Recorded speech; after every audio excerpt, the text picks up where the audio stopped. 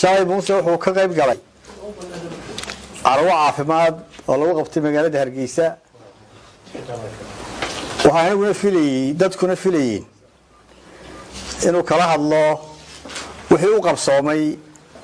dhinaca caafimaadka muddadii uu xilka hayay iyo inuu kala hadlo cudurkii kuudiyaha ahaa ee gobolka Togdheer dadka badan ku laayay qaar badan oo jiifaan xanuunkaas hase yeeshee waxaa ii muuqday shalayto inaanu muuse xogayaal u ahayn dastuurka iyo xeerarka Somaliland madaxweyne kasta waxa laga filayaa maadaama uu ku xukumayo dastuurka iyo xeerarka dalkiisa inuu xogayaal u noqdo xeerarka waxa uu dadka ka hor sheegay shalay inuu jiro xeer anagu saxay oo lagu soo xulayay komishanka doorashooyinka qaranka xeerkii lagu aasaasay oo xeerka kaliya inuu leenahay numberkiisana la ilaa badan baa maqasheen xeerkaas oo cidi ay tixraacayso waxa la ilaa xeerka number 20 ama xeerka 20aad 2001 xeerkaasi wuxuu soo baxay xilligii baarlamaankii hore jiray baarlamaanka horeeyay waxaana saxeexay 8 December 2001 marxuum madaxweyne maxamed xaaji ibraahim cigaal cabdiraxmaan irame saxiixin nuqulna waan hayaa hadda waana idiin soo bandhigi doonaa mar dhow hadii la ka dhigo 18 sano ka hor bay ahayd taasi waxayna tusinaysaa inaan madaxweynuhu xogaal u ahayn xeerarka dalka sababtaasna waxaas leeyahay waa sababta ugu weyn ee uu madaxweynuhu ugu tumanayo xeerarka indhahana uga ridayo waxa wada ogsoonaydeen in waranka jiray komishanka doorashooyinka qaranka labadii sane ee muuse madaxweynaha ahaa muddadaas 66 jeer baa la kulmay axsaabta qaranka iyo madaxweynuhuba waxaana lagu soo gabagabeeyay shir wada jir ah oo ka dhacay madaxtooyada oo lagu soo aftaray arintaas bishii July ee sanadkan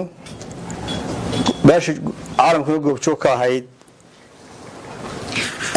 shacbiguna aad iyo aad u soo dhaweeyay heshiiskaas nuxurkiisu wuxuu ahaa in komishankii hore la bedelo mid cusubna la sameeyo muddada sanadii markaan isku haysanayna la isku ma diidaneen in komishanka la bedelo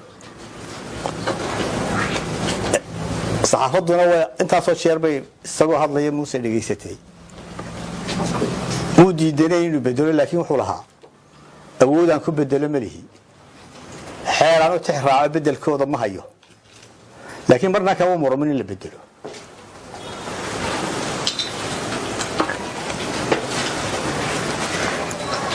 waxa la yaab leh in muuse isagoo tixraacay heshiiskaas iyo xeerkaba uu waraa u soo qoro axsaabta qaranka nuxurkeeduna yahay inaanu soo qorro xubno cusub oo komishankii hore bedela sida ka warqabtaana waa ku dhaqmeen axsaabta qaranka iyo guurtiduba ase yeeshee wuxuu soo magacaabay xubin ka mid ah xubnihii hore ee la duray ee muranku ka jiray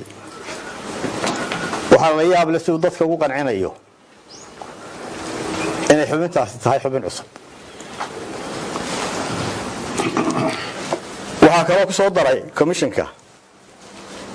nin aan lagu muransaneyn inuu xisbiga kulmiye yahay taas oo uu reebayo xeerkii uu shalayta tix raaciyey ee xeer number 2001 heshiiskii waxaad moodaa inuu dafiray muuse waraaqadiisana talo miyuu dafiri doonaa ma wareegtadu soo qoray muuse iyo xisbiga kulmiye xukuumaddiisu waxay caadaysteen kuna soo celceliyaan in xisbiga wadani iyo taageerayaashiisu ay gacan saar la leeyihiin Soomaali weyn waxaan ummadda u sheegayaa in muuse iyo gacan yarayaashiisu u adeegsadaan ku celcelinta arrintaas kala qaybinta bulshada walaalaha ee reer Somaliland ee ahayd inay mideeyaan balse waxaan idiin sheegayaa inay muuse shakhsiyan u dheer tahay arrinta adeegsigeedu inuu u jeedo beel gaar ah oo reer Somaliland ah danta uu ka leeyahayna tahay kala haynta iyo kala qaybinta ummadda reer Somaliland walaalaha ah arrintaas oo sun iyo waabeeyo ku ah dawladnimada sida dhaxalkana u cunaysa qarannimada iyo wadajirka Somaliland waxaanu cambaaraynaynaa si aan madowga ku jirin dhaqanka noocaas ah ee ku dhaqmayo madaxweyne qaran oo ay ahayd in ummadiisa mideeyo waxaan uga digaynaa haddii uu hore ugu macaashay kuna gaaray dadan siyaasi ah oo kooban ha ogaado maanta inay sababi karto kala dirka ummadda iyo burburinta qarannimada Somaliland ugu dambeyn waxay noo cadaatay